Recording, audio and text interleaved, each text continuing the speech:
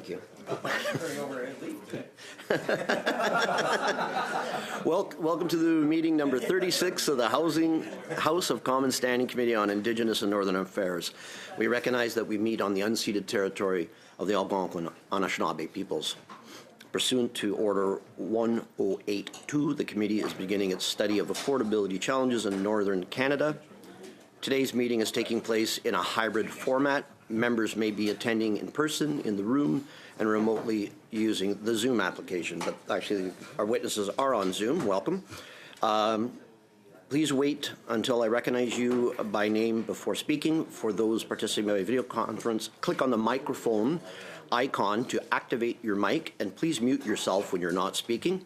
For those on Zoom, at the bottom of your screen, you can select the appropriate channel for interpretation, either Floor, English, or French. A reminder that all comments should be addressed through the chair. I would like to now welcome our witnesses. We have MRC de Golfe de Saint Laurent, Darren Jones, Warden of the MRC, and then we have Katyutuvik Community Food Center, Joseph Murdoch Flowers, Executive Directors. You will each have 5 minutes, and when you get with about 30 seconds left, I'll just let you know 30 seconds. That way you can finish up your thoughts. So please begin, and go ahead, Darren. Good morning, everyone. Mr. Chair and honorable members of the committee, thank you for the opportunity to present to the Standing Committee on Indigenous and Northern Affairs regarding affordability challenges in Northern Canada.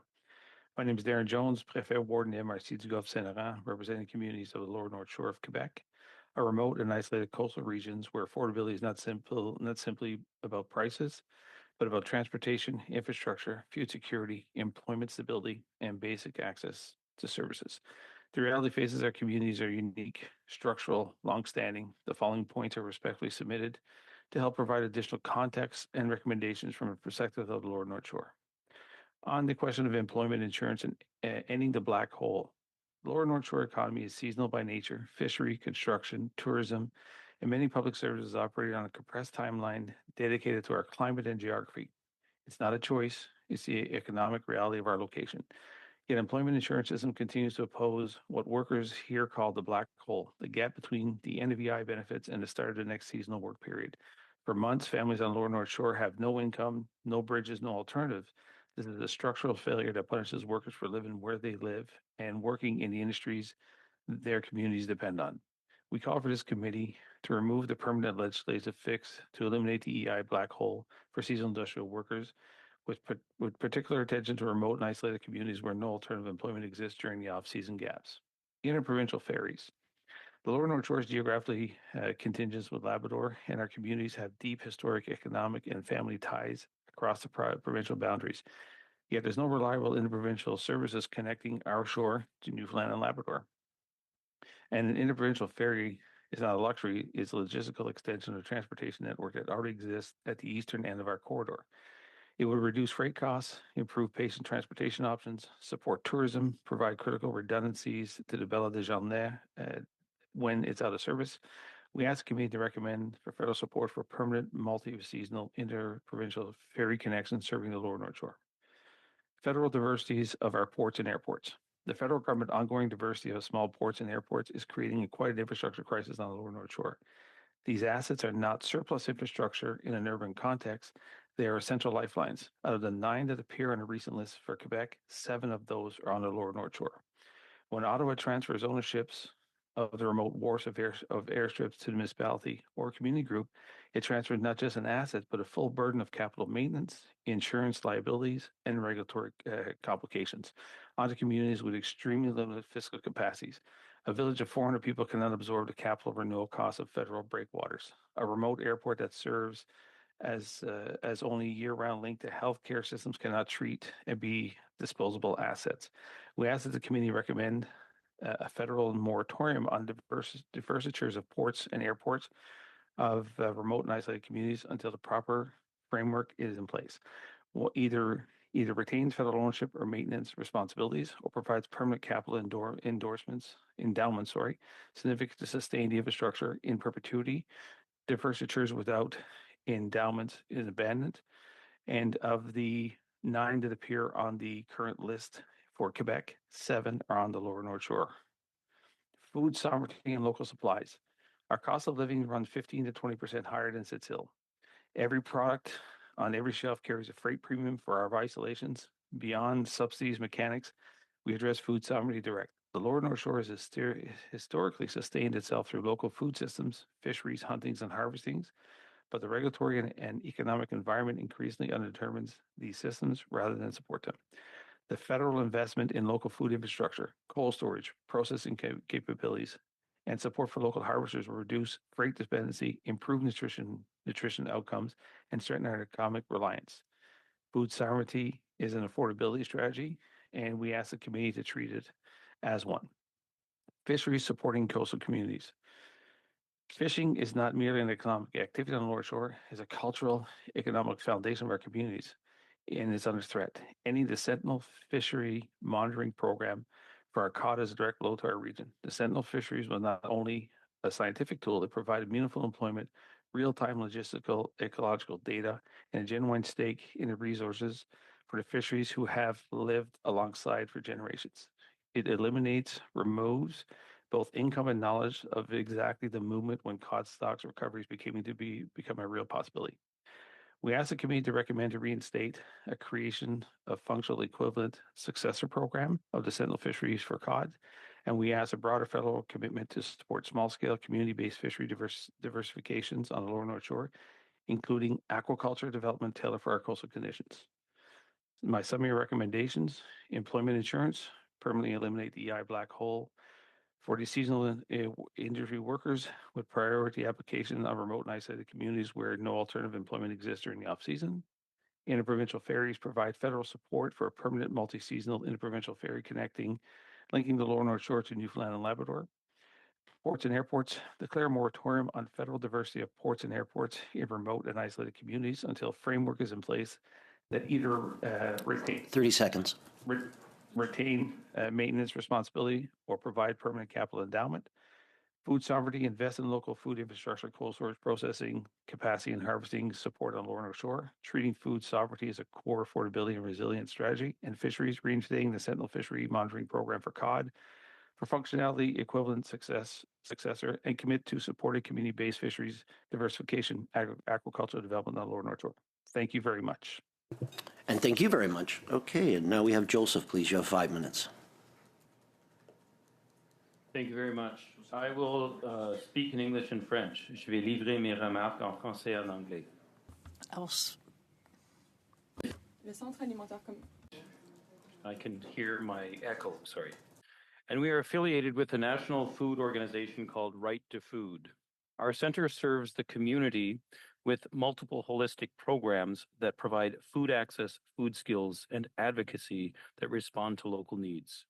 I wish to speak to you today about 3 topics. The first is the community meal demand. The second is our research on the relationship between food insecurity and economic supports. And the third is our vision for food sovereignty in Inuit Nunangat and Nunavut. Community meal demand.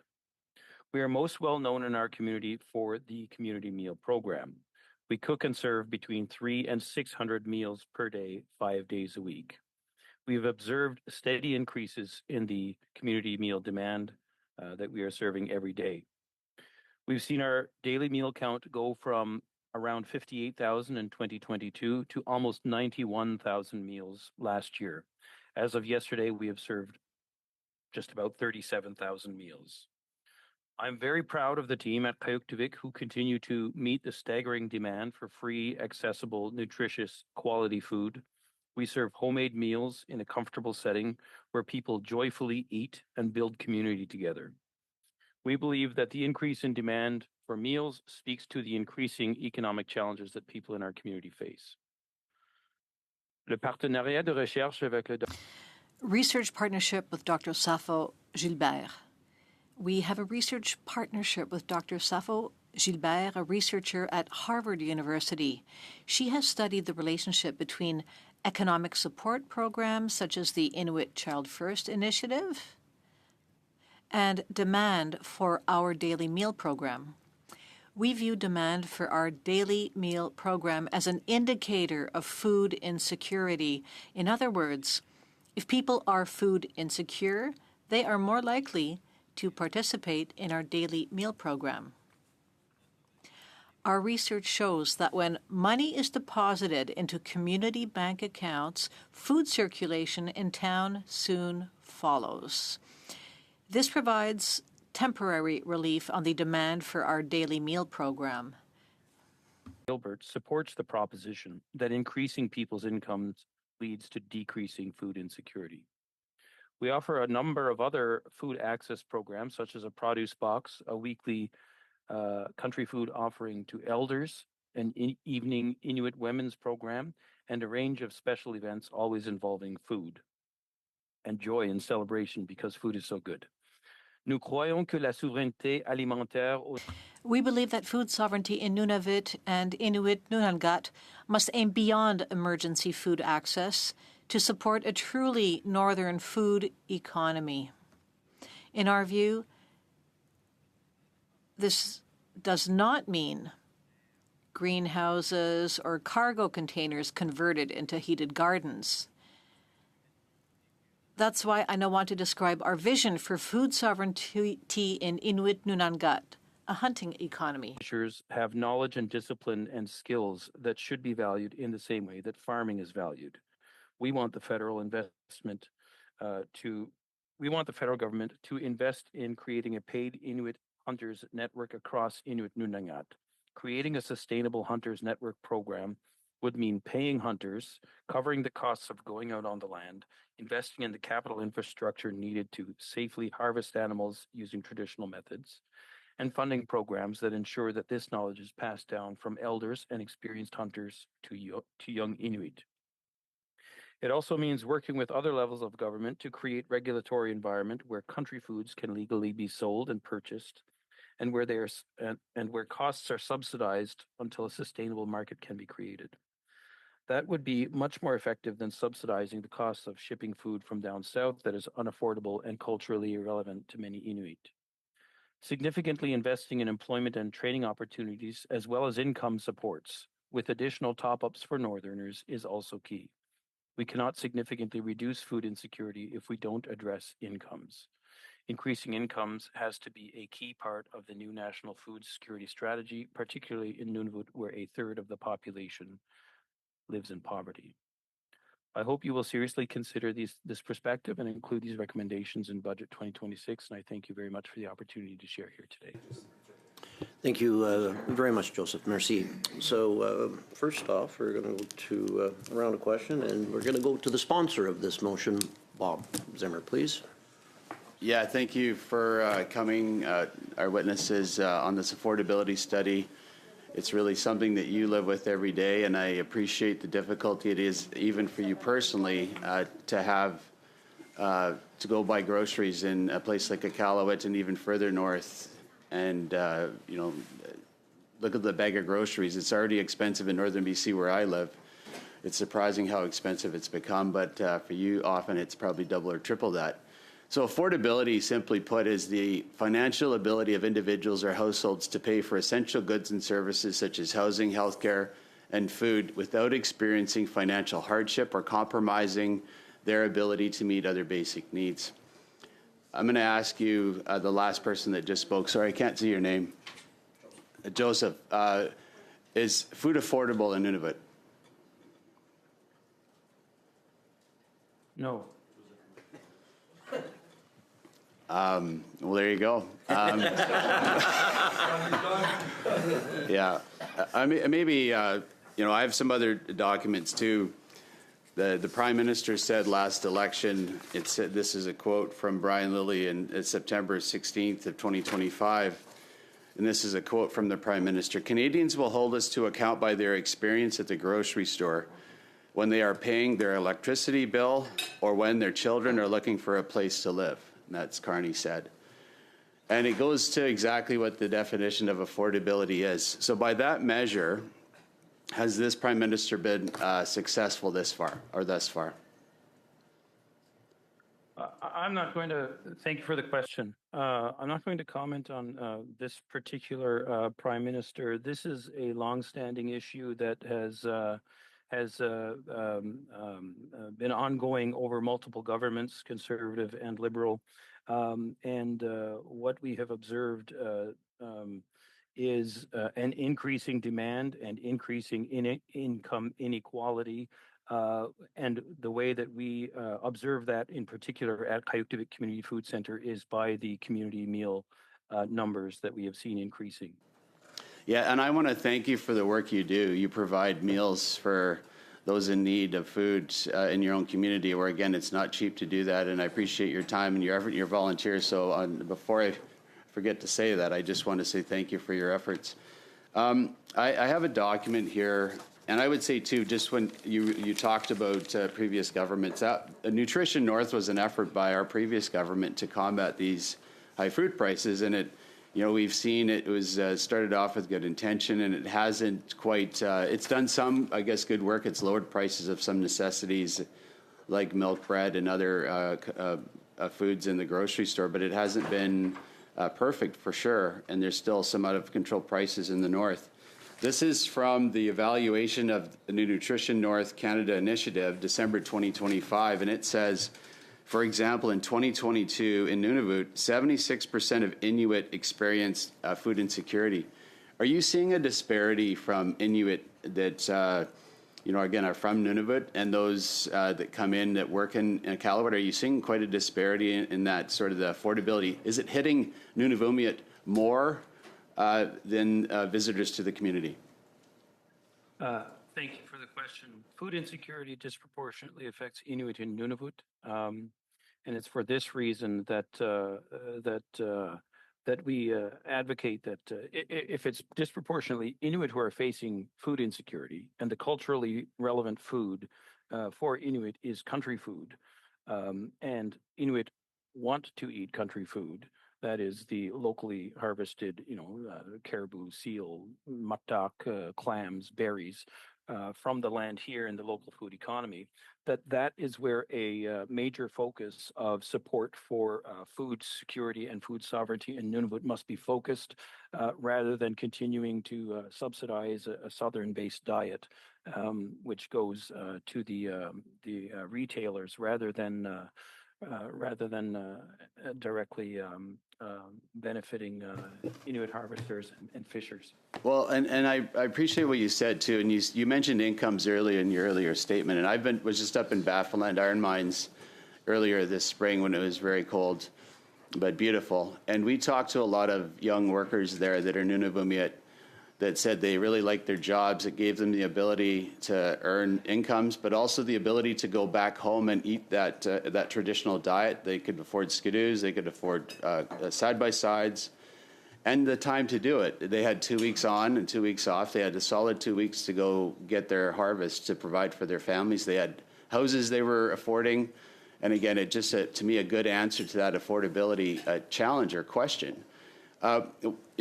What is your answer to maybe bringing those incomes up and maybe bringing the economy up in Nunavut so that that affordability becomes a lot easier of a question to answer? You have 30 seconds, Joseph. Yeah. Yes, thank you. So there needs to be a diversity of opportunities, including those that are culturally relevant. That's why we advocate for a salaried hunters network. It costs a lot of money also to go out hunting and fishing. The equipment costs a lot, and we don't want hunters to have to make a choice between having a job at Baffinland and having a job hunting and fishing. Hunting and fishing has a value to the community that goes way beyond just the piece of meat that we're providing to our community. It's about connection, it's about culture, it's about wellness, it's about suicide prevention, it's about health, it's about environmental knowledge, it's about all those things. And so we advocate, yes, for increased incomes in that direction and wage economies, but also in the hunting economy. Thank you very much. Now we will go to the MP for the Yukon, Brendan Hanley, please. 6 minutes.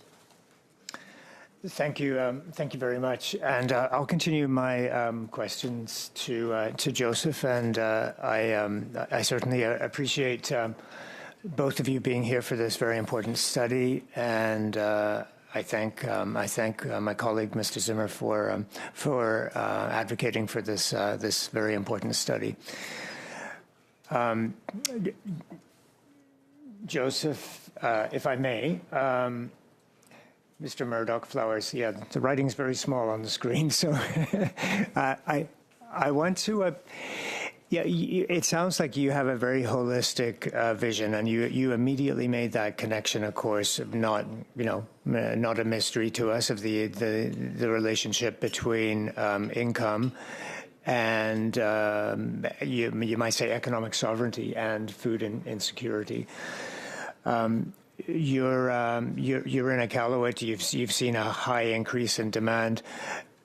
Iqaluit has grown substantially over the last many years. Can you talk about the connection between the growth, what you've seen in terms of income changes in poverty, but also the relationship in the Baffin area, at least, if not the wider area, in Iqaluit as being a center, as being a capital, and therefore a reflection of the situation around the communities as well?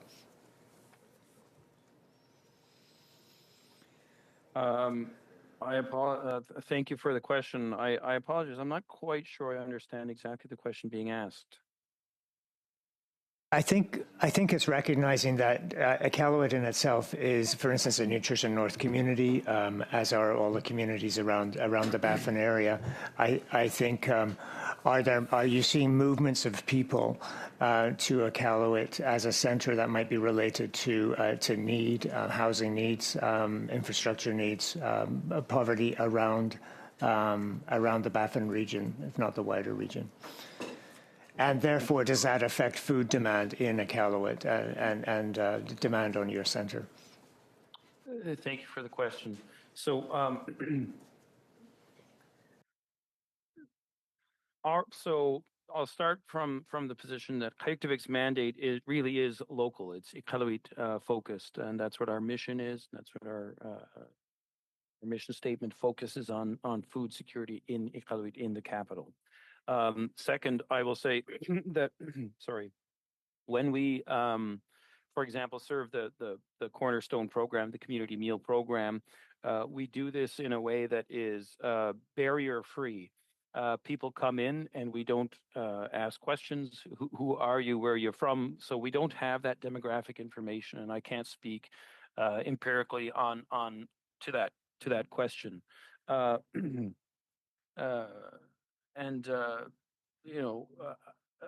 Anecdotally, yes, we hear about migration to the capital for various reasons. But I'm sorry, I can't definitively connect the numbers increasing at the food center to that.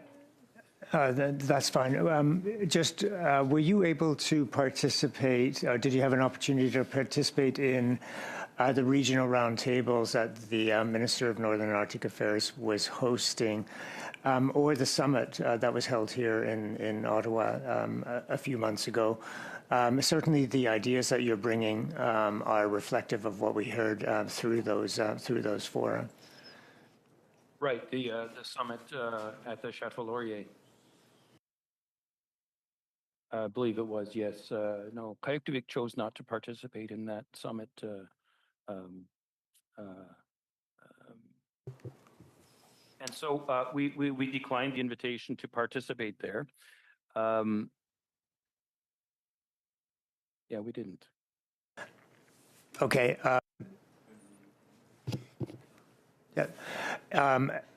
Just a reflection then that your ideas are very coherent with some of the feedback that the minister has been receiving. So this is well-received, constructive advice. I'm going to pass over to Mr. Greaves to finish this round. Thank you. Thank you, Chair. Good morning, colleagues, and thank you to our witnesses for being here today. My question is also for Mr. Murdoch Flowers. Thank you for joining us, sir. As you may be aware, earlier this year, the Prime Minister announced an investment of $1 billion in the Arctic Infrastructure Fund to help build and expand the most important transportation infrastructure in the northern part of our country. I'm wondering if you could speak to how you think that money could best be allocated in the north in order to help address the supply chain challenges and cost of living living issues, particularly related to food affordability, as you've spoken to this morning. What could that money do to support reducing the cost of food for people in Iqaluit and other northern communities? Yeah, thank you for that. So I believe that Qikiqtani Inuit Association has provided some good work to us on investment in infrastructure, transportation infrastructure, small craft harbors, and so on. So transportation infrastructure in terms of airport upgrades to increase efficiencies on transportation to the Arctic. And then small craft harbors and deep sea ports and so on for the marine economy, I guess. In terms of infrastructure investments in the Arctic, I mean, there is the local food infrastructure fund that we benefit from at Qautuvik for support around the hunting economy. So we have applied for and received money that encourages us to participate in the hunting economy. And so I have a couple of hunters on staff now. I'm very excited about that. But in terms of We're going to have to go to the next questioner, but I'm sure this can come out later in the questioning. So thank you. sure. Deputy Gill, 6 minutes, s'il vous plaît. Merci. Thank you very much, Mr. Chairman, and thank you to our witnesses for being here today. As the MP for a Northern riding, I understand what you're going through. Mr. Jones, hello, from the North Shore, located in my riding. Mr. Jones, we didn't talk about this, but the lower North Shore, a bit like Nunavut, are sort of cut off from the rest of the world.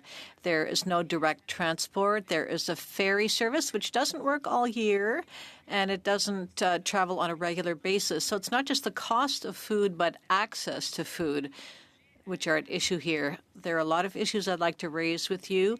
I'll name a few of them, and then you can address the ones you feel are most important, because you speak for the lower North Shore communities. And if there's anything you'd like to add, please send it to the committee, and myself and my colleagues will take your feedback into account. I know that it wasn't easy for you to take part in the committee because it's not easy to send a pair of a headset to the lower North Shore. Only Canada Post does, though, and it takes longer than a week. So several people in my riding have said that for years everything is normally indexed, but deductions are there to help people in northern communities or tax credits, and there's no indexation. But I think this is something that we could work on. The seal hunt, you talked about fishing, but the seal hunt and permits. It's interesting that you talked about the cod permits, but fishing is a big issue. Housing is an issue. Forest fires as well. And airports and ports, security. I rather reached out to the Minister of Transport with regard to ports. Several times I haven't heard back. There's talk of airports, but ports are important. There's strategic defense, but there are cutbacks in regions which actually should be settled. We also have Indigenous nations in our riding, and there's airline travel, which is also under threat because this might be privatized, and these services might be outsourced. And we know that airports are so important in our region. So that's a lot. I just fire-hosed it out there, but I'm leaving it up to you to address the issues you would like to address. Mr. Jones, you go ahead. Thank you very much, Madame Guillet. I also have a lot to say, but I will take the time that is allotted to me this morning. And I'm pleased to be here with you. I took 3 helicopters this week, and I was late, or they were late, every single time, so that's an ongoing issue. The village of Chedri, for instance, they need fuel, and it arrives at Harrington and by ship. So we have to bring the fuel from Harrington and to Chevry, and it costs 35 cents a liter more to bring that fuel into that small community. Speaking of food, Saint-Augustin, Picachipi, two communities which are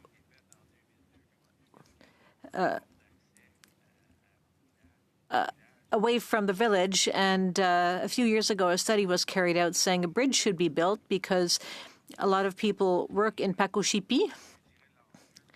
And we also had to conduct a study, and we looked at forest fires because in Saint-Augustin,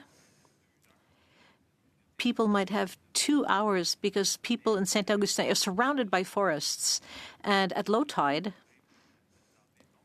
it's hard to get people out. So the village could burn down and people would have to watch from the shore because there's no way out. And at Pacochipi, there are ports. There is an airport. And transportation isn't assured 24 hours a day. So you'd be hard-pressed to get the people from Saint-Augustin out to the airport, even in the case of a medical emergency. So we have good people on the ground, but we have to get them out if need be. And in Pacochi, people come shopping in our community. They do banking in our community. So services are lacking in some of these communities. So there are a lot of issues at play here. And we also have a construction crane, which unfortunately is not working now, and it should be serviced in Sept-Îles. And then when you go to Sept-Îles, you'll stock up on oranges and tomatoes and other produce, but by the time it gets back to the community, it's not fresh anymore. But we have to take it. Well, you need to stock up on milk and other foods. Yes, sometimes things are ferried in by helicopter. Oh, I'm sorry. I see the time is going by quickly, but I'm happy that you're here and for addressing these issues. Thank you. Okay, we have our special guest, MP Tamara Cronus, please, from Nanaimo Ladysmith, I think. That's correct, Mr. Chair, and thank you very much for welcoming me to this committee. Mr. Jones, my questions are also going to be for you. As I was listening to you speak, I was hearing echoes to some degree of life in my own riding. I often tease my colleagues that they have planes, trains, and automobiles, but we add seaplanes, ferries, and helicopters to be able to get here. And even Nanaimo, where I live, is actually the largest city on Vancouver Island at 100 and a little bit thousand people, and yet people are surprised that I often cannot take a cell phone call in my driveway, and that I frequently have to pull over to the side of the road to finish conversations with people in order to have them. And I see my colleague Madame Gill nodding. And I just want to give you an opportunity. If you had an urban federal MP, if they spent 3 days in your area and saw everything that you wanted to see, what do you think would surprise them the most? Well, thank you for your question. And 3 days, we may not get out of the community due to transportation services. So I would start off with a little. What they would see?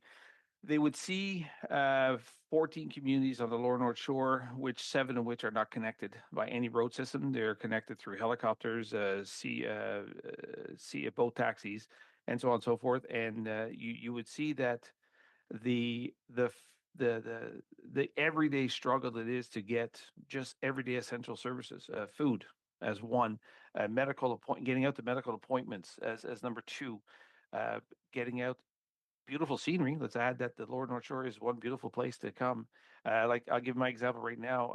This is my 5th day on the western edge of the Lower North Shore, and I've been on 3 planes, 3 helicopter rides, and 1 boat ride. And I still got to go to Kegasco after this today, which means I got to fly to Natashquan because there's no airport in Kegasco, and have to come back to Kegasco via road. So that's the realities of living here. So what we would see would be people that are that want to grow their own food, make a sustainable place to grow and hunt and get back to fishing. As Mr. Murdoch Flowers has mentioned, like we do have those communities there. They want to get back into the ground. I grew up here, and my Sunday dinner was the treat of getting a chicken or a piece of pork, but the rest of the time it came from the water and the land. So getting back to that, and as we start to become more agricultural knowledge, we have the grounds to grow it, but we don't have the grounds to store it. So we have all these projects, but when we come down to ask for a community storage shed, a cold storage to keep the fruits and vegetables that we can grow, that's where our problems come into. That's a great place for me to ask my second question for you, which is that we too are very focused on food sovereignty and food security where I live, and there are many federal programs focused on subsidizing costs, but we hear over and over again for people living everywhere in Canada, especially sometimes in remote communities, that people would like to be able to provide for themselves. So I just want to give you a chance, based on your experience, to talk a little bit about what policies would help remote communities like yours become less dependent on subsidies and more economically self-sufficient. First of all, I would say that I spent a day yesterday at Tête à la Baleine, which is another isolated community here, and there's this fantastic lady there who has a farm called Ricolet, and she has all of this land thrashed, ready to grow food, but wants to put in a subsidy to build a cold storage and a preparation unit, so she can hold the food all winter. She can grow carrots, potatoes, and turnips, the root vegetables that we have. And the biggest fundamental obstacle she was running into is that she applied for the subsidy. She gets the word back, yeah, this is great, this is great, this is great, and this false hope gets built up, and then all of a sudden it vanishes. So I guess my ask would be that if we don't fit the criteria, say no right away so we can find other avenues, because we're waiting sometimes months on responses. If the answer is no, let it be no. We're all adults here. We can handle the no, but let us turn to go and get our own things. Whether we can go to the private and come back with go back to the private and have the private build it and we rent it from them. But we're constantly chasing these subsidies, and if there's no money available, let us know. We are entrepreneurial. We want to feed ourselves. We want to do these things, but we are always roadblocked by, hey, why don't you apply for the subsidy? And then it never comes. Thank you very much. And next, we have the MP from Labrador, Philip Earle. Thank you, Mr. Chair. And through you, I'll be directing my questions towards Mr. Jones. And if I use the person's first name, it's because we grew up together. And I'm from Labrador. He's from Blanc-Sablon, and there is no border there, despite it being Quebec and Labrador.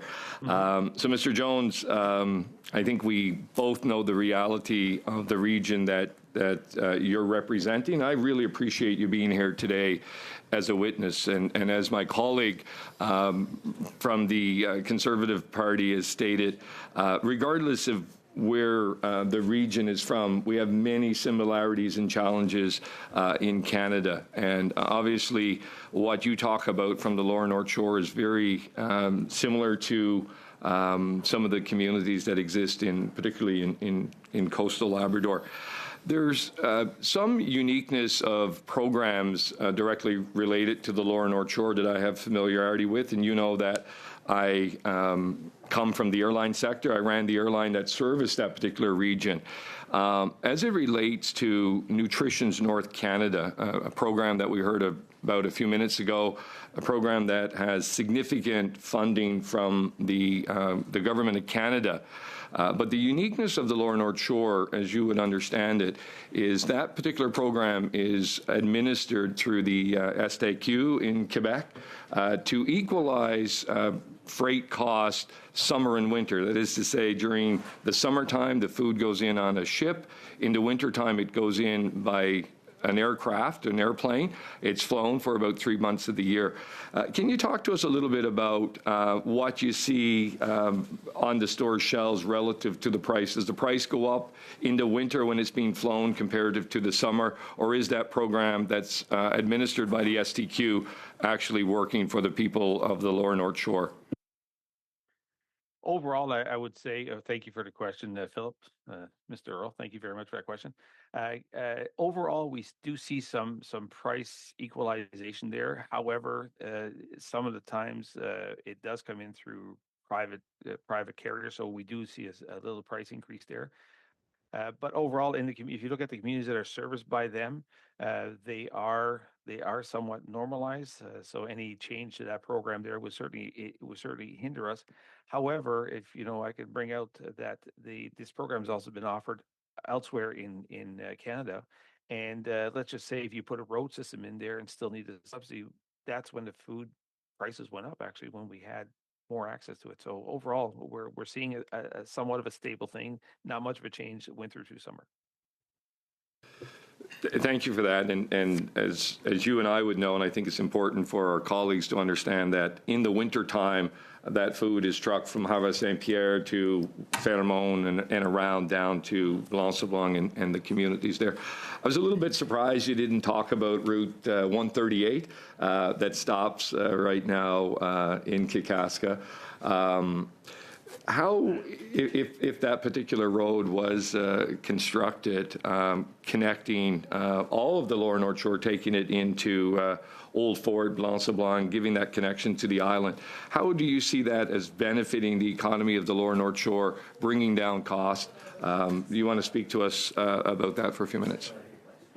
I will. So just to touch on Quebec for 1 second, they came out with a study that they had this newfound thought process not thought process, but study saying that Quebec is aging and we're aging out. Well, I can tell you right now that the study that they produced in Quebec is our reality for the last 8 years.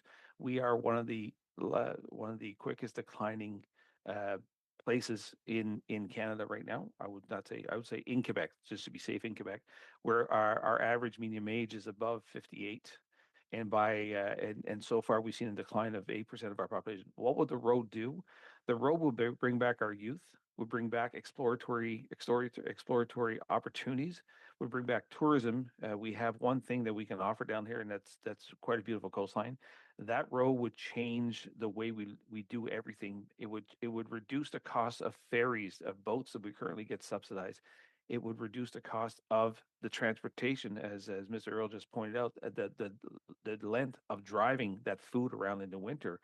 And wouldn't have the dependency on aircrafts to get our people to. Because if you look at, I'll give you an example. Blanc-Sablon was typically, L'Île de Blanc-Sablon, the airport there, is typically in fog due to the fact we're on the Straits of Belle Isle.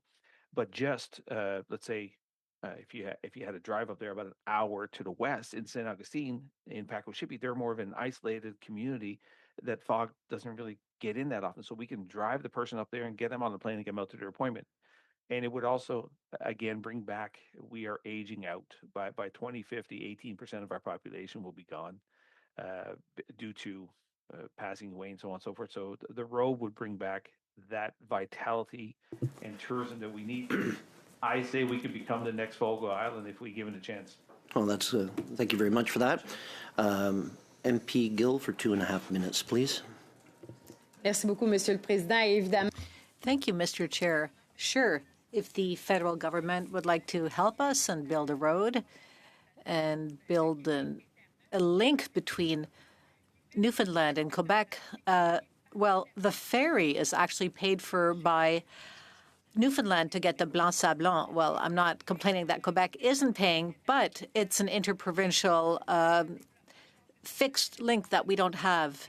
And as the warden, obviously roads are important to bring people, to bring tourists into the region.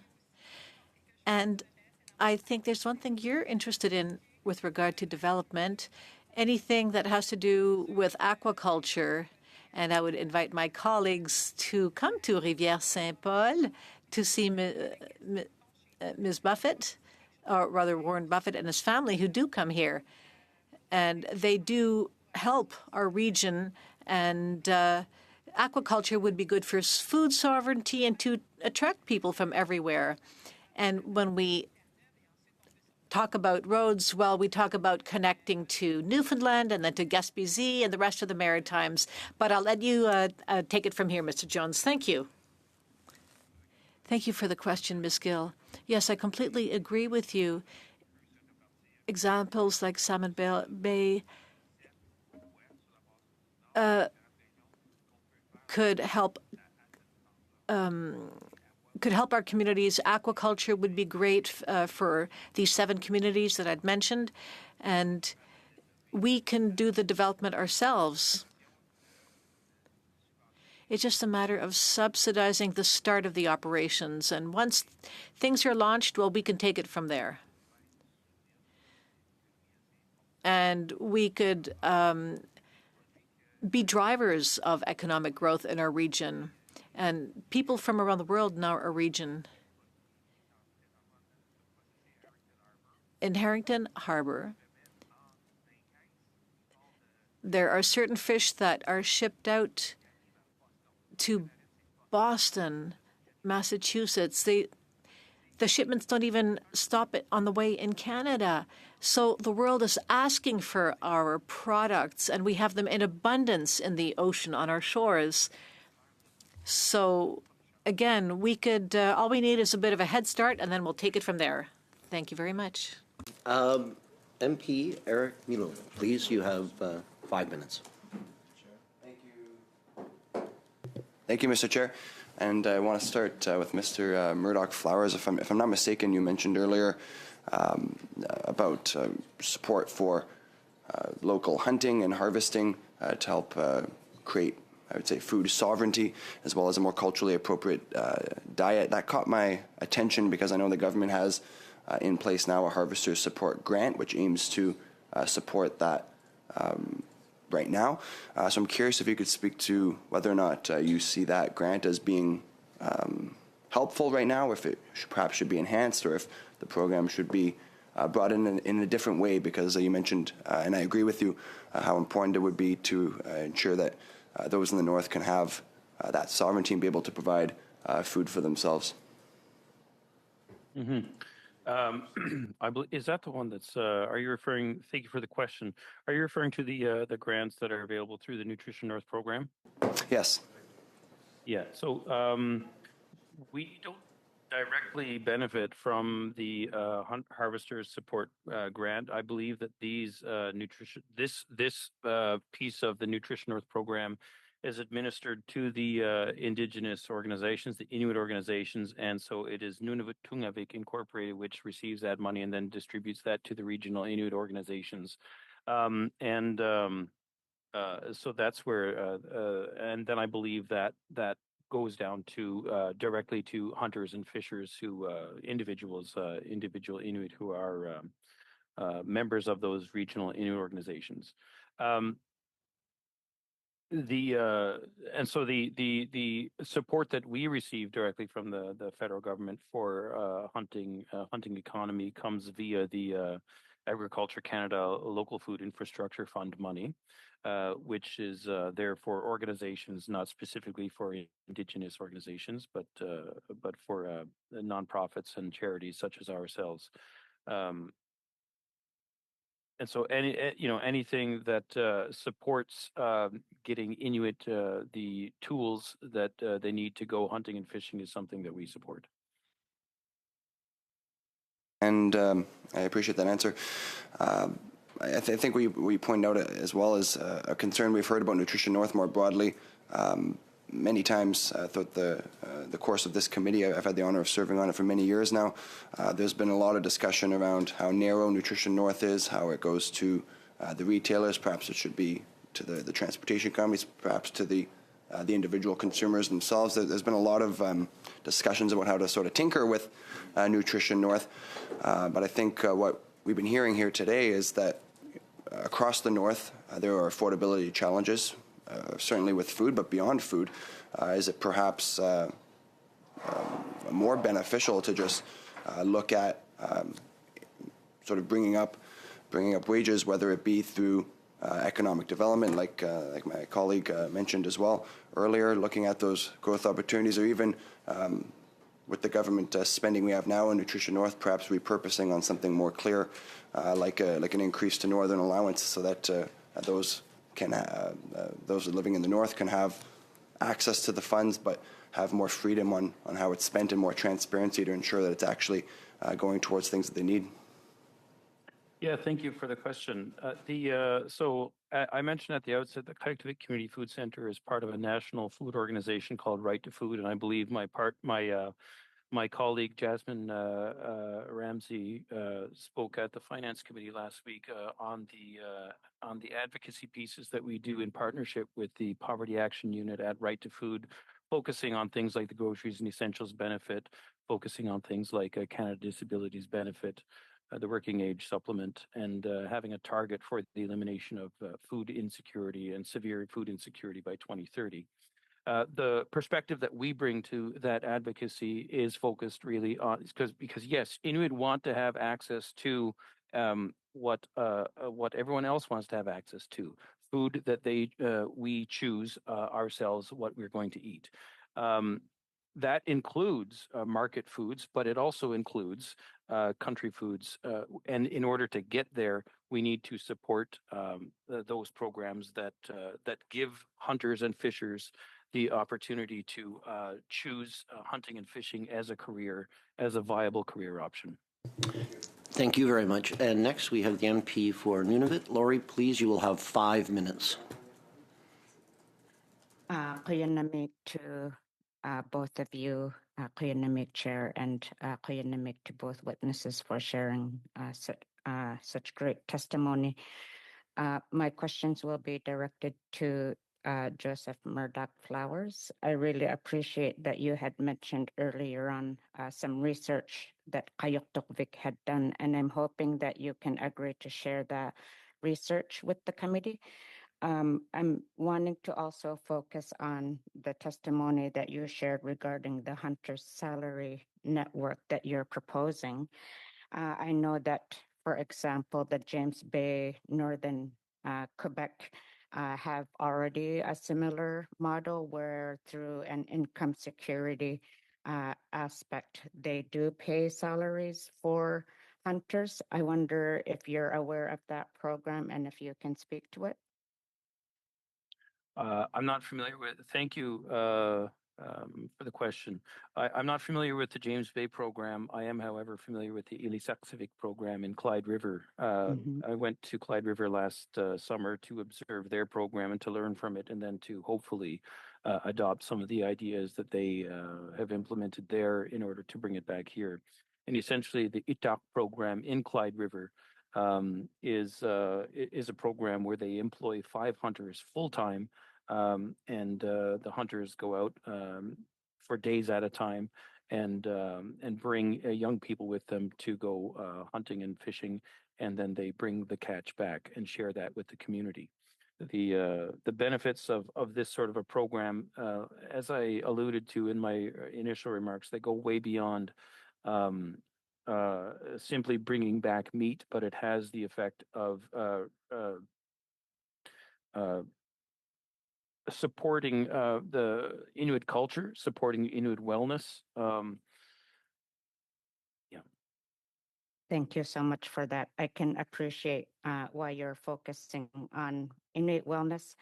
And basically what we've seen in Nunavut is the lack of recognition of the strength of Inuit and the economy that we're expected to try and use. And I think that what I appreciate about the focus on the hunters is that you're basically advocating for using or supporting a system that recognizes the strength of Inuit in terms of hunters and fishers. I wonder if you could talk about as well, for example, the Inuit Child First initiative, where you saw a difference in people's lives. I think that in your research, for example, when people had access to a consistent income, is it true that there was a reduction in food, the people in Iqaluit coming to the food bank? Yes, thank you for the question. And I provided the slides of that research with Dr. Sappho Gilbert to the clerk of the committee, so you should all have access to that document. Yes, we've with Dr. Gilbert, we've looked at a number of different income supports. That is the Inuit Child First Initiative money, COVID supports.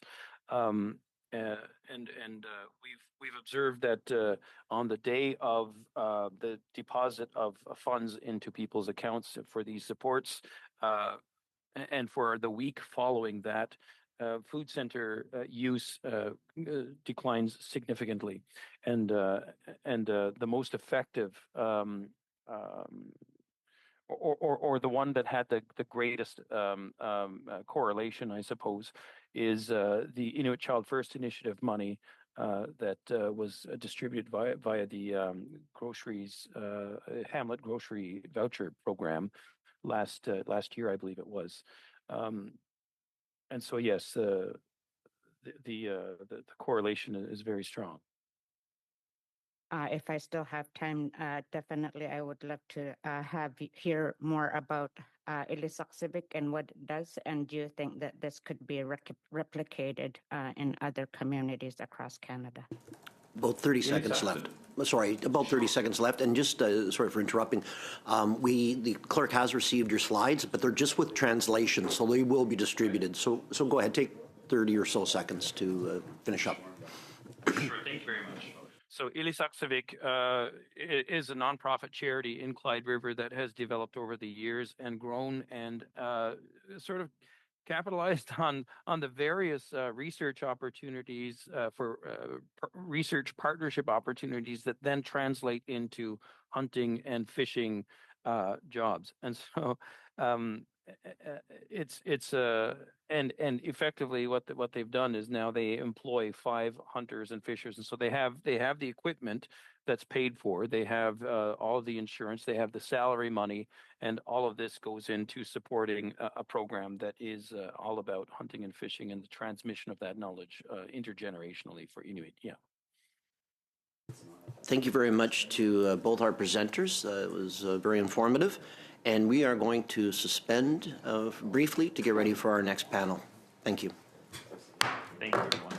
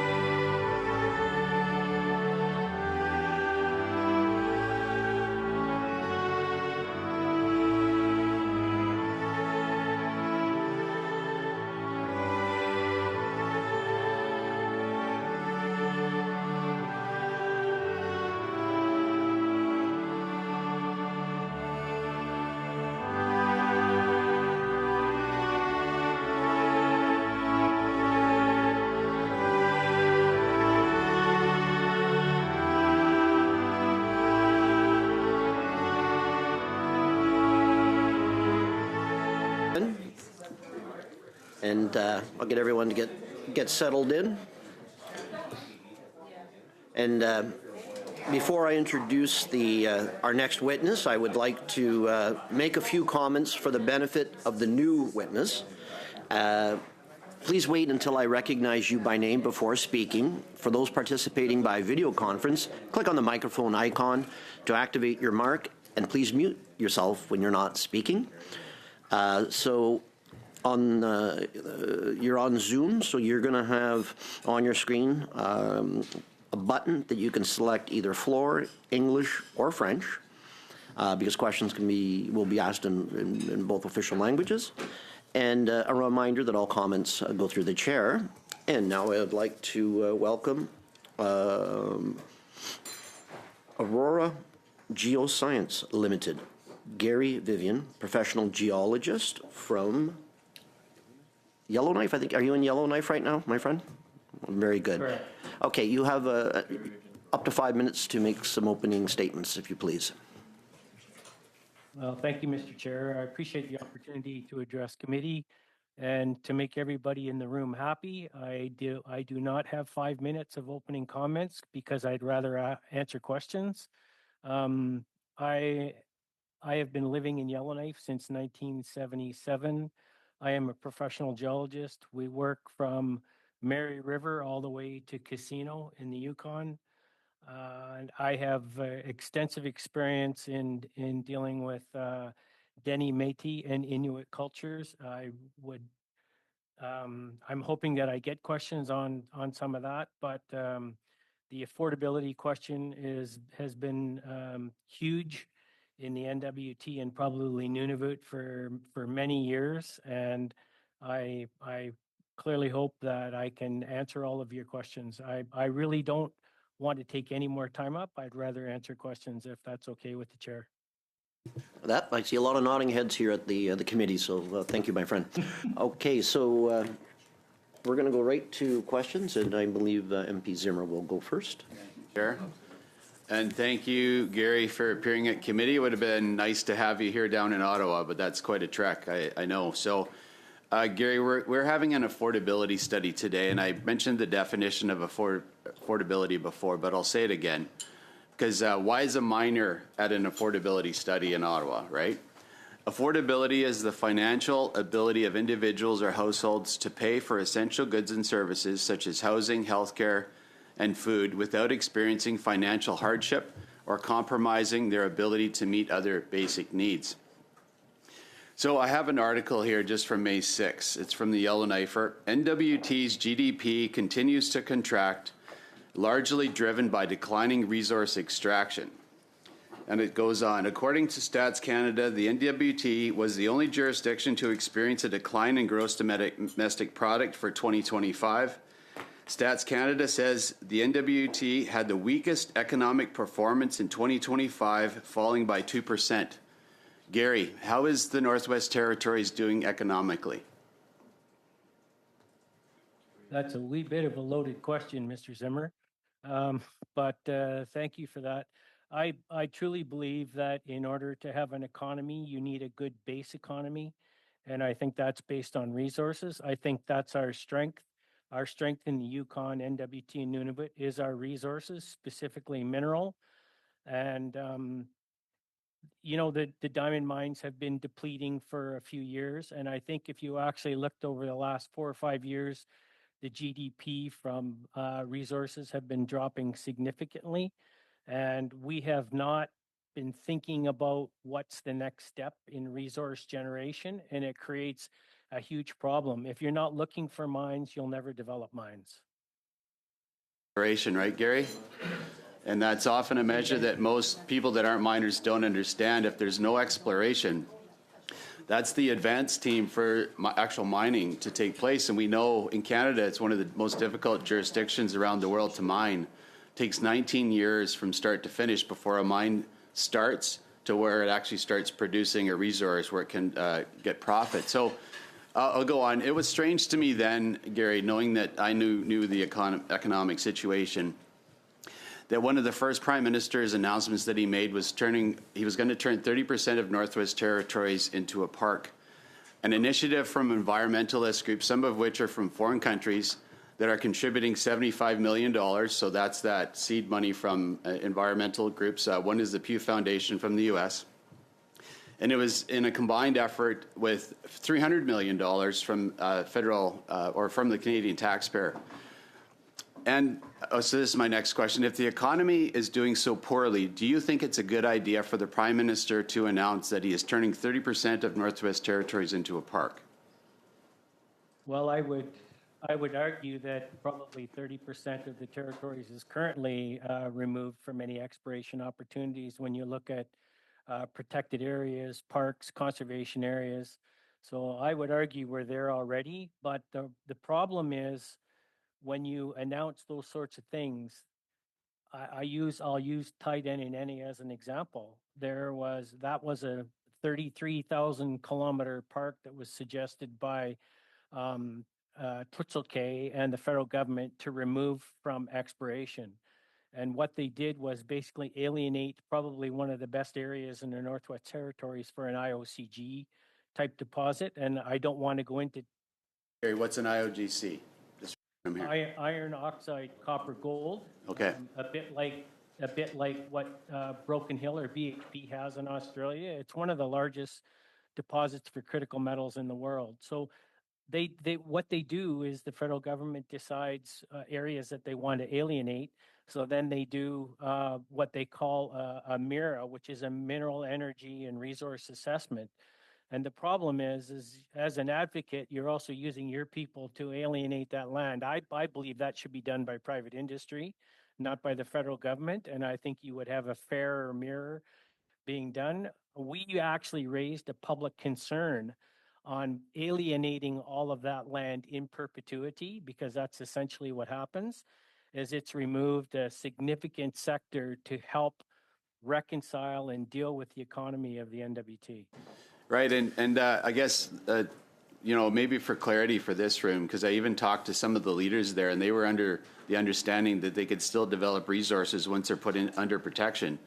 Once a territory or a park is put under these protections, like a 30% is an example, can resources be developed in that area?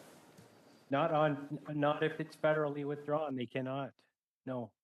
Right. There is a territorial park around the federal park, which is how they sort of reconciled turning the 33,000 square kilometers freezing in perpetuity. But the territorial park still has significant issues where you can develop inside. So it will become outside of permitting to deal with that. So it's still a significant problem, and it alienates industry. For context, how many mines are still going to be operational by the end of this year? 20 seconds. NWT. 20 seconds to answer, Gary. Thanks. I don't want to be negative, but I would be shocked if it's even one. So what once was a diamond hub really around the world, like recognized that way, we're down to 0 operational mines in Northwest Territories. Actually, that's all the time we have. Thank you very much. Next, we will go to MP Hanley for 6 minutes, please. Thank you very much for being here, Mr. Vivian. And it's good to know that the breadth of your experience is really trans-north, and I certainly I picked up on your reference to casino. So maybe we can go back to that a little later. But I want to pick up from where the picture that Mr. Zimmer was describing in the Northwest Territories is certainly a challenging one because the diamond mines all had a predictable end of life. We're now realizing the end of life. One of them maybe a little sooner than we had hoped, but there is I would say a real reset occurring. And part of that was reflected in some of the recent announcements that the Prime Minister made in Yellowknife about not just the defense commitments to bolster and build on the forward operating bases. Iqaluit, Yellowknife, Inuvik, and as well as Goose Bay. But to actually begin work on the Mackenzie Valley Highway after what the Prime Minister would describe, I think, as 40 years of thinking about this. So this real determination to invest in infrastructure. How do you see that as a seasoned geologist in opening up possibilities for economic development, which, as Mr. Zimmer correctly points out, is directly related ultimately to affordability in the north? Correct. Thank you for the question, Mr. Hanley. And just before I answer that, I'll say we do have an office in Whitehorse as well. What I would say to that is this is a critical piece of establishing what I consider the base economy in the territory. I would say Nunavut as well. It would be nice if we could build roads everywhere, but we can't. But if you look at the cost of doing exploration just in the NWT in Nunavut, it's between 4 and 6 times more expensive to do exploration in those two territories than any place down south. And it's all about infrastructure. So the famous term, Field of Dreams, if you build it, they will come. The bottom line is they need a business case also for the road. So they're trying to address what is the best orientation for that road to affect the most advanced projects that have come through the full permitting system yet. So the idea is, and we through Aurora have been helping both the Clecho and Akecho through YKDFN try to determine which are the best business cases for those roads, with the most important issue being caribou. So you would be absolutely correct in saying that if a road can go through a community, which exploration companies can use to offset costs, having a community on that road is extremely important. But having a road to cut down the cost of air travel and everything else is significantly important. One example where we've been discussing quite a lot in the Yukon, which and very close to the Northwest Territories border, is the North Canal Road as maybe an example of what you're talking about. The North Canal having being an established road, actually a public highway in the Yukon, but in need of serious upgrades in order to facilitate access to the tungsten deposit at Fireweed, as well as ultimately a district, a very promising district, including gold for revenue. I wonder if you're familiar with that area. I'm sure you are, particularly with a presence in the Yukon. Yeah, very, very much so, Mr. Hanley. Thank you for that lead up, because the Canal Road is extremely important. There's at least 5 or 6 opportunities along that NWT Yukon border, Kantong, Mactung, the Fireweed stuff, lithium. Those opportunities are becoming much more expensive because the Canal Road has not been upgraded, and it is in definite need of an upgrade. There's no doubt about that. The key question, though, is how we link these opportunities, these resource opportunities, whether we're talking about the Northwest Territories or the Yukon, to local economy, local economic development, procurement opportunities, and ultimately participation that reaches down to community level. Again, reflecting that this is an affordability study, how do we ensure that the benefit will ultimately be in increasing prosperity at a community level, including procurement and job opportunities for the young people in the north. That brings us. That kind of brings us to the end. But I'm sure that we can get that out maybe in some other questions, and if not, could you send that in writing to the committee as well? So, thank you, and we will go to Deputy Gill for 6 minutes, s'il vous plaît. Merci beaucoup. Thank you very much, Mr. Chairman. I would like to take this opportunity to table two motions. So this is a notice of motion.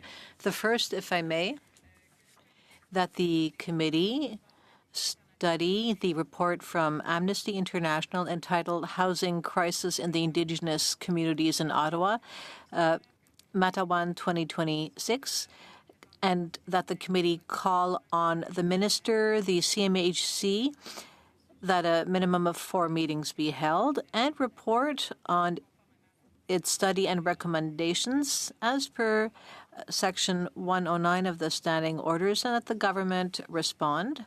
That was the first notice of motion. Second, following the Cowichan Tribes versus Canada decision and the fact that the Canada will not appeal the J.D. Irving versus the Owasco Nation decision, that the committee study the impact of both decisions on Quebec and Canada, that it dedicate 4 meetings to the study and report back to the House. Those are the 2 notices of motion, Mr. Chair. Thank you. So, Mr. Vivian, I'm sorry. We are trying to do too much at once here, and you probably as well, because you work in the economic development field. I myself have mining in my riding in northern Quebec.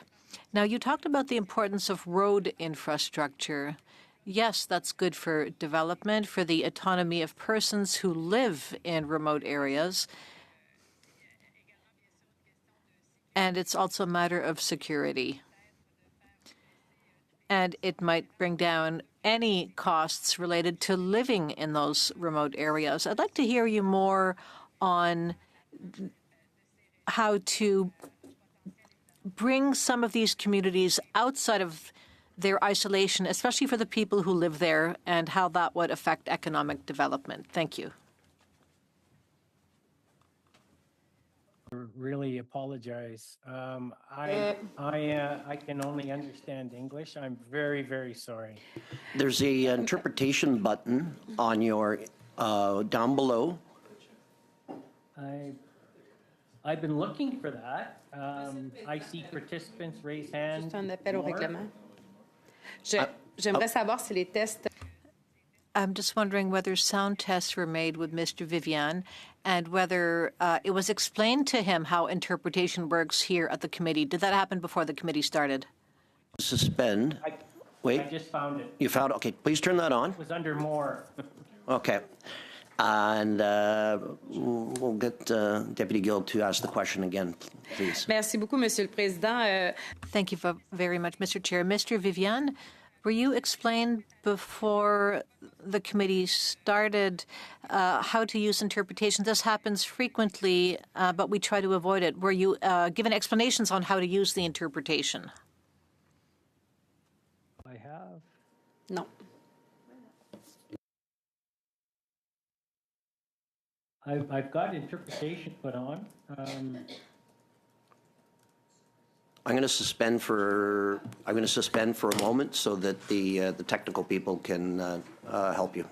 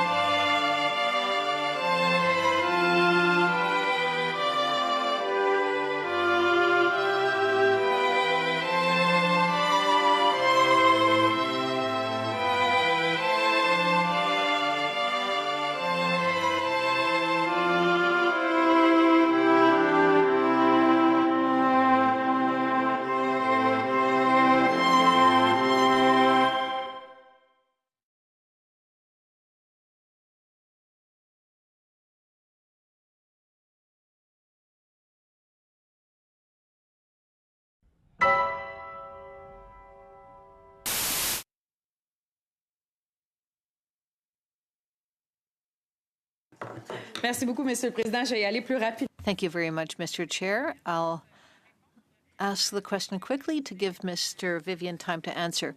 I represent a northern riding where there's a lot of mining, and we know that economic development depends on roads. And you talked about connecting some communities with the rest of the world. So I'd like to hear you on road infrastructure. This features in our study. I also have critical and strategic minerals in my writing. So how can roads and road infrastructure help communities, and how can it help them not be isolated anymore and help with the economic development and companies on the ground? Thank you, Mr. Chair. Okay, thank you for that question. I think I can answer that one fairly well, because we're dealing with that with the Clecho and the Akecho and the NWT.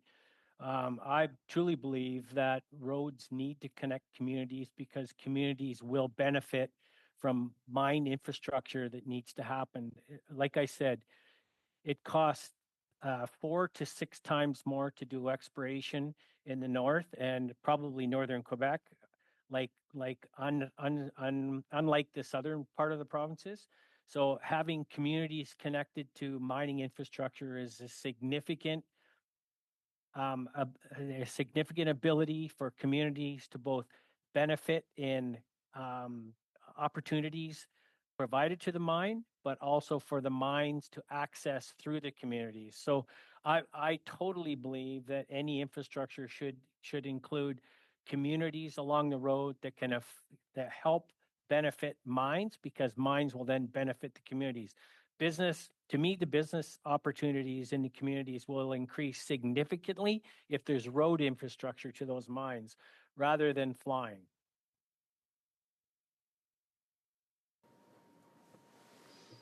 Merci. Thank you very much, Mr. Vivian.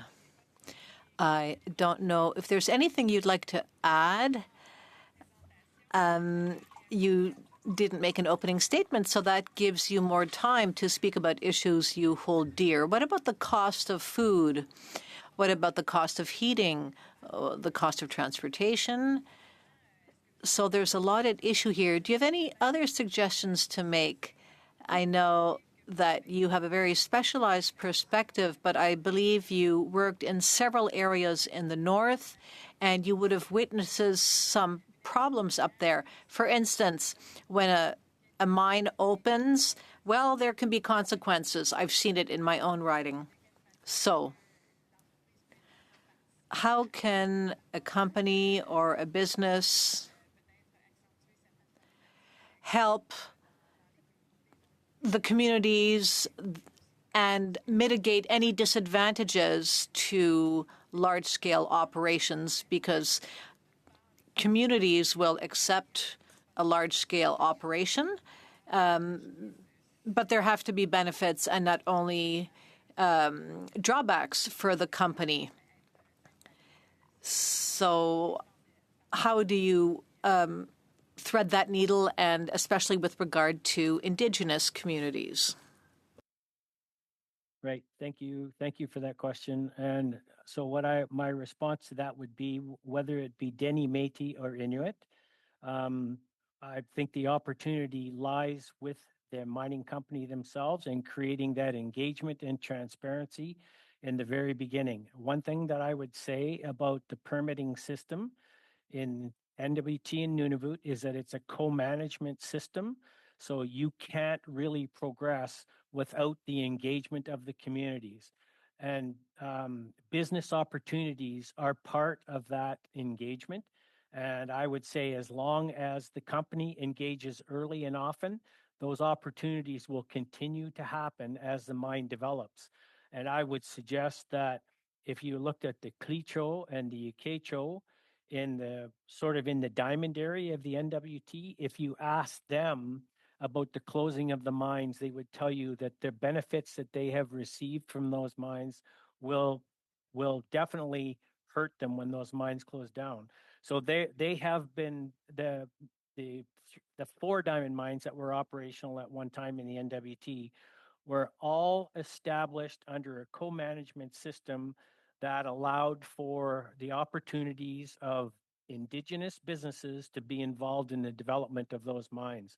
So to me, it's a critical aspect of any mine development now, engagement early and opportunities for Dene, Métis, and Inuit. Absolutely. And it does significantly lower the cost of exploration if there is road access. So even if it's winter road access, it helps. Thank you very much. Merci. Okay, next we have MP Eric Milou, please, if you have 5 minutes. And thank you for being here to our witness. And I come from Northern Ontario, which Ms. Edloud always reminds me is not as north as the territories, but still is pretty north and features a number of similar challenges when it comes to food costs, remote communities as well, and also a lot of resource opportunity.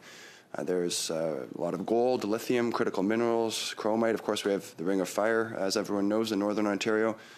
Yet, despite all of that opportunity under our feet, a lot of the northern communities, particularly the remote communities, continue to live in poverty, quite frankly. There are countless youth across the north who are getting into drugs. They've died of overdoses. Many have taken their own life. It's quite frankly a suicide crisis. I was on the phone with a chief yet again last week, offer my condolences on another youth who had taken their life because they don't believe there's any opportunity in the north. They've given up, and quite literally, there is gold under their feet. And it pisses me off. I'm sorry, Mr. Chair. It does. I get frustrated when we have people pushing an anti-development message without understanding the social cost of that. So with that, I do have a question. I'd like it, sir, if you can just speak to what development of mines in the north would bring, far beyond just the economic. Of course, you increase wages, people can afford more things, they can afford more food, but could you speak to the overall social well-being that would be lifted by increasing mineral exploration and mineral development in the territories? Yeah, I thank you for that question. And I do agree with all of your statements regarding Ontario, and I have significant experience in Northern Ontario as well. I am an Ontarian by birth, but have lived in the NWT for over 45 years. So sort of that social well-being is a critical aspect that mining companies need to get a grasp of, to be quite honest. I think if you used the Clecho and the Quecho in the NWT as examples, they could speak very well to the social well-being of having opportunities at the mines. The 2-in, 2-out operation has worked very well, and it does create great social well-being for them. The problem is that when there's only 2 or 3 operational mines, it limits the amount of capacity for a community to supply. But that's why having businesses that also provide those opportunities to the mines, like fuel, concrete, all of those things, those are all delivered by Indigenous businesses in the NWT. So those are the opportunities that I think communities and the mining company need to start spending more time on trying to develop. I think social well-being from a mine can create great opportunities in the communities, and we see that in the 4 Clecho communities and the 2 Quecho communities that have been actually all 4 Quecho communities that have been involved with the diamond mines. I think social well-being is a good opportunity for mine development. You spoke about the infrastructure gaps, and I take that, I understand that very well. But I think when we look at what the world needs in terms of resources, the world wants more resources. Canada has resources, but there's a lack of exploration, as you pointed out. So can you speak more to what are the policies beyond infrastructure that are holding back resource development in Canada? Wow. That is a question that could take more than 5 minutes to answer, but I think specifically and a question that's really meets the need of today, and that's affordability, is the permitting system. Is that the permitting system in the NWT, I would think, is one of the best in the world, but it is not easy, it's not simple, and it's not, there's not an easy process to get through it. So the thing that worries me a little bit is streamlining permitting. Now that you've got all of the Indigenous communities on side with a permitting situation, how then do you now go in and streamline permitting? You're telling them that you want to advance something quickly. I think I'd like to be a fly on the wall when that happens, to be quite honest. I don't think that's an easy answer, or it's probably actually a harder question. I truly believe that the long-term effect to bringing a mine into production is the fault of permitting and the fault of no infrastructure. Thank you very much. Next, we have MP Earl, please. You have 5 minutes. Thank you, Chair. Really appreciate the testimony, Mr. Vivian, and certainly the questions from my colleagues on both sides. So please don't take my questions as being negative towards mining. I'm the Member of Parliament for Labrador, where we mine for nickel, copper, cobalt, second largest iron ore mines in the world, and I know you know it very, very well. But I'm drawn back to your earlier testimony and some of the leading questions where we talked about 30% of land being set aside to do anything but mining. You'd be familiar that in Labrador, the Inuit gifted back to Canada a significant portion of land in the north to become a national park to drive economic value for Inuit and for Canadians and for the world.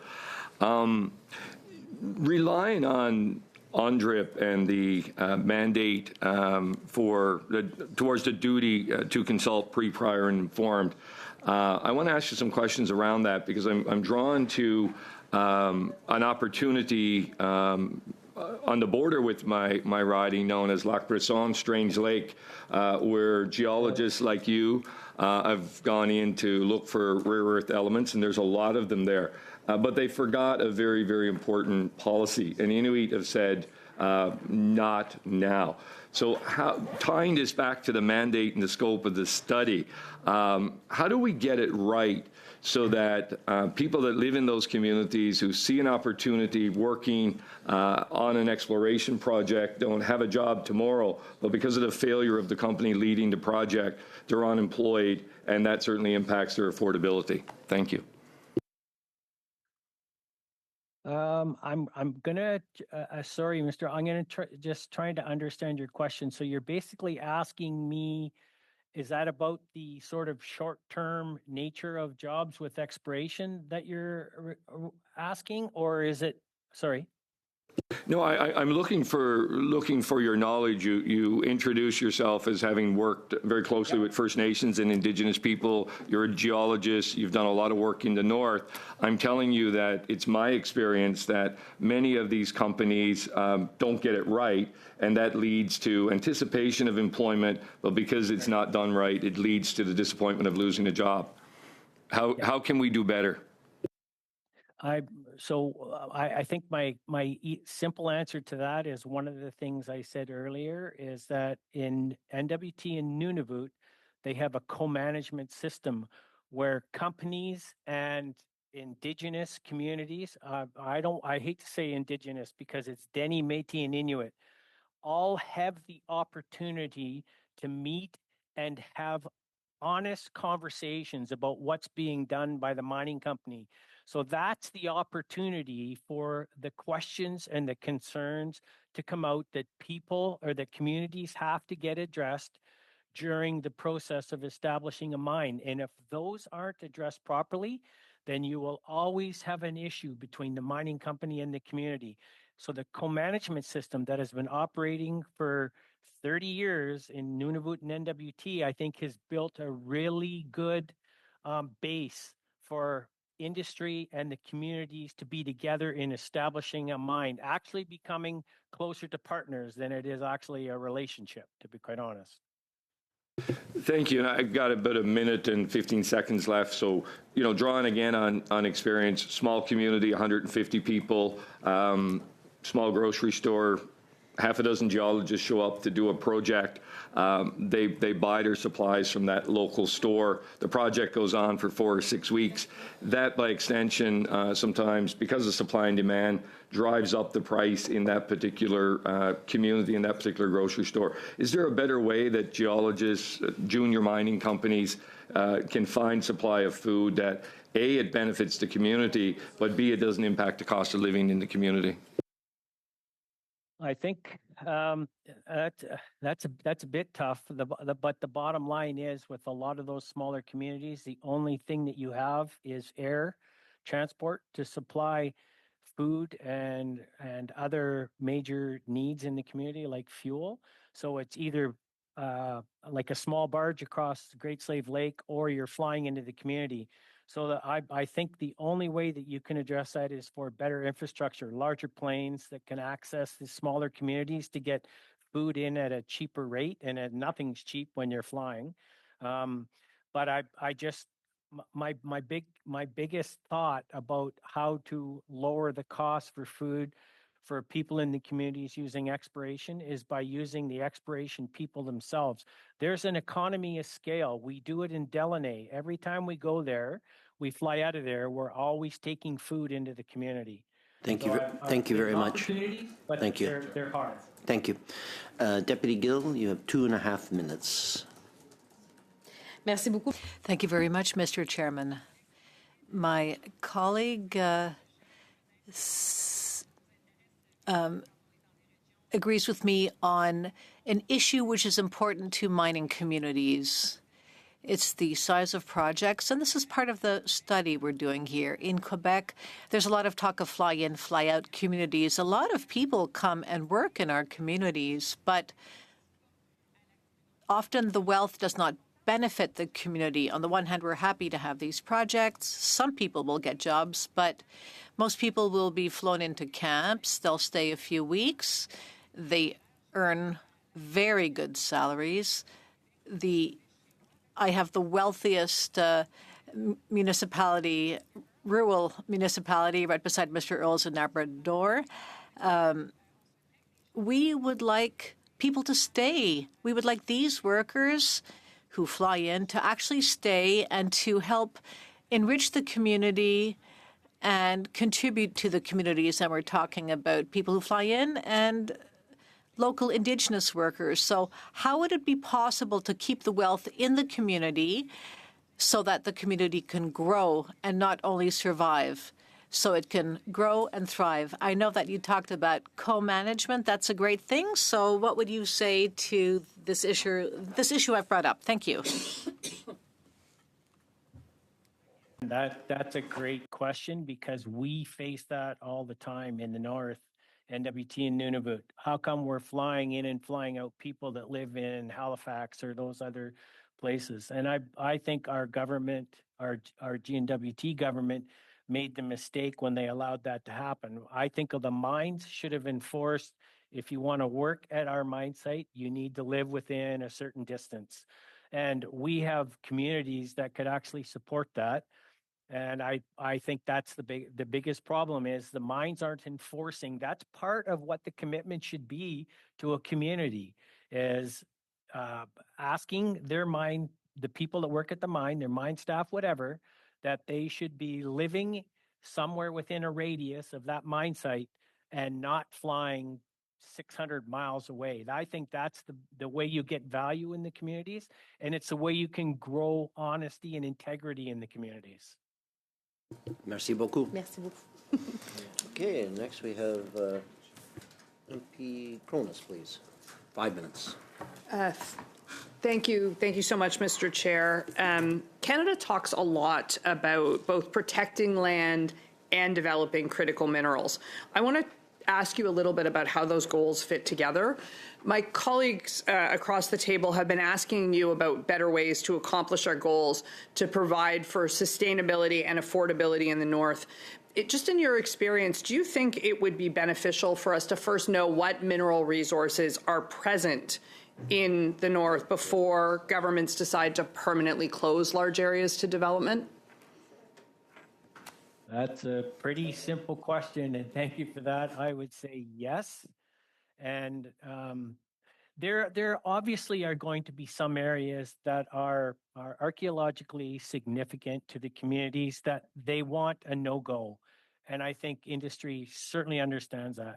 But I think there's way too many opportunities where significant pieces of land are removed without doing a proper assessment before that land is removed in perpetuity.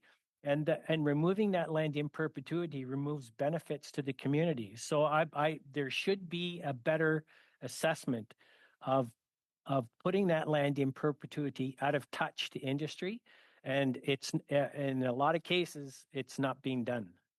In connection with the uncertainty and the context of, you talked about elevated expenses in the north.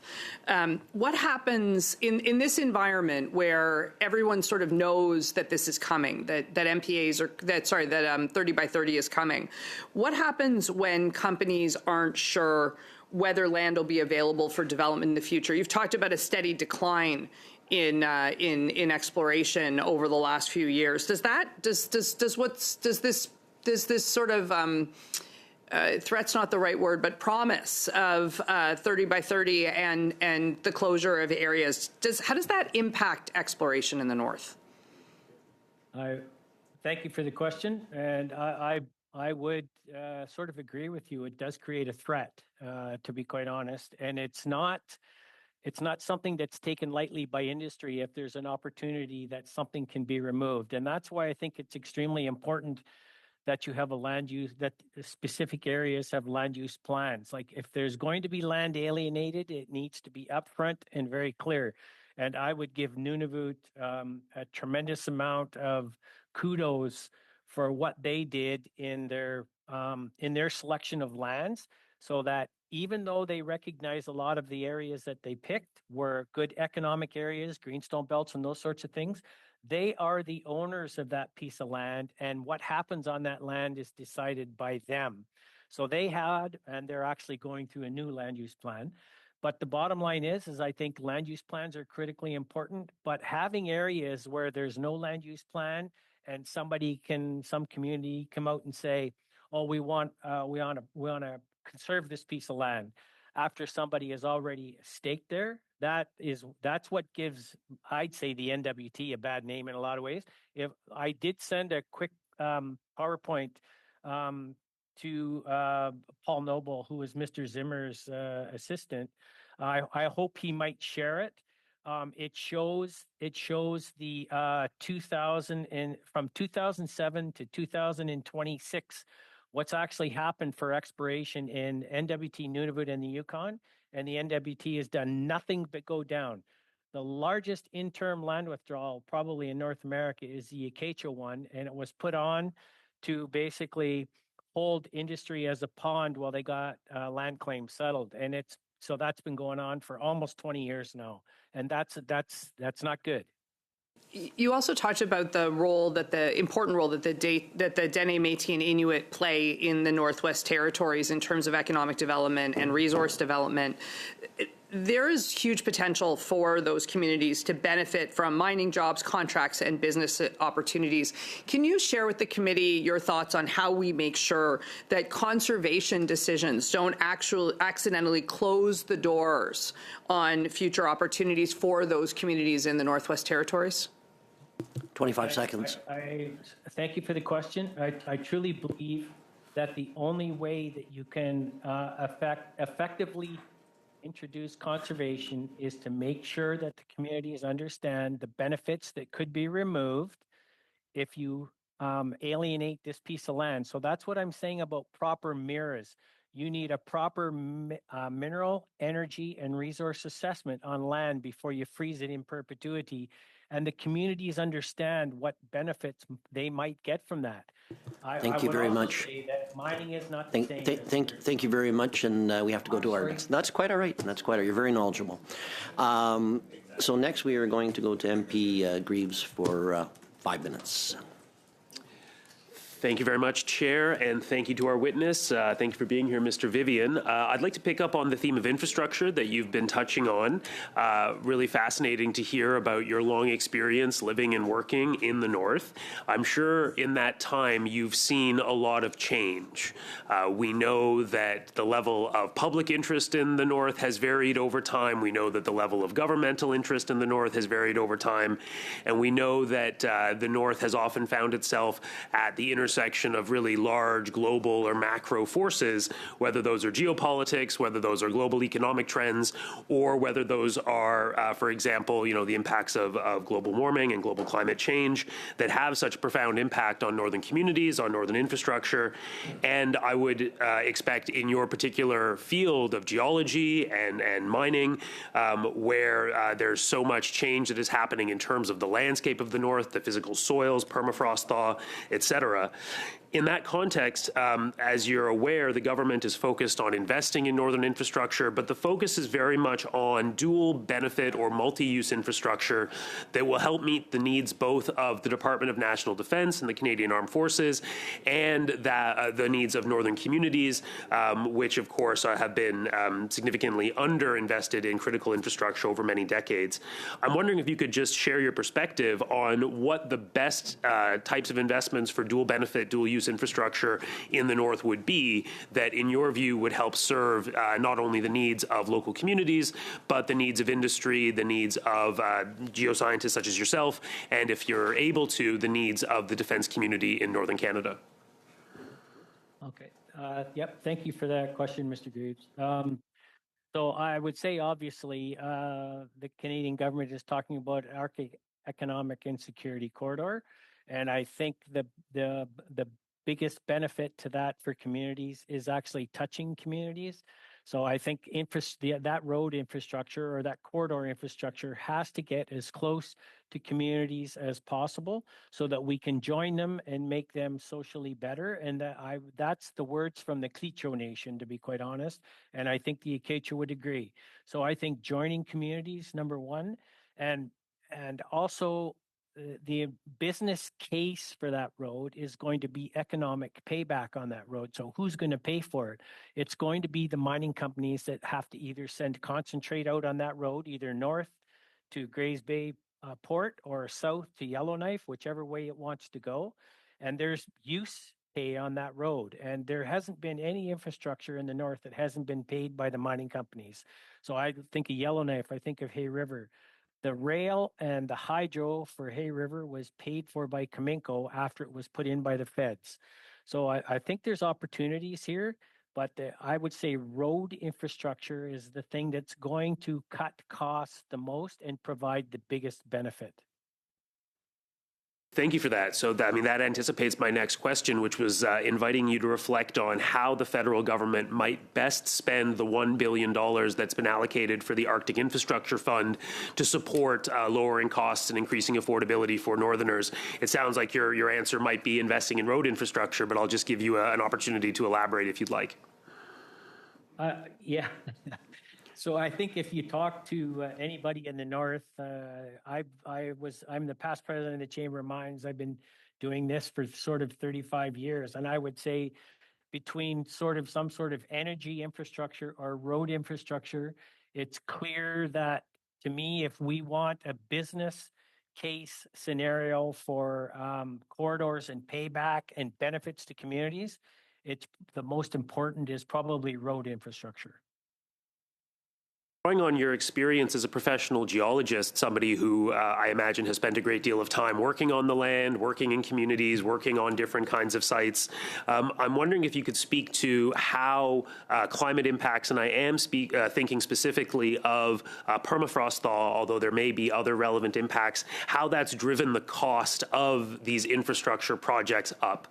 We know it's increased the costs for industry, for the development of new mine projects, but likewise it'll increase the cost for government to invest in infrastructure like roads. Can you reflect on that in our final 20 seconds, please?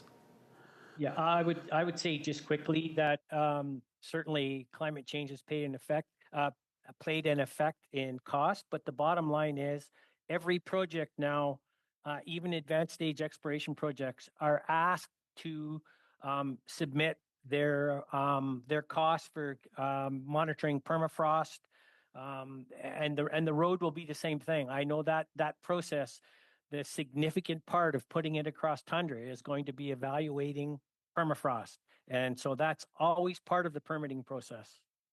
Thank you very much.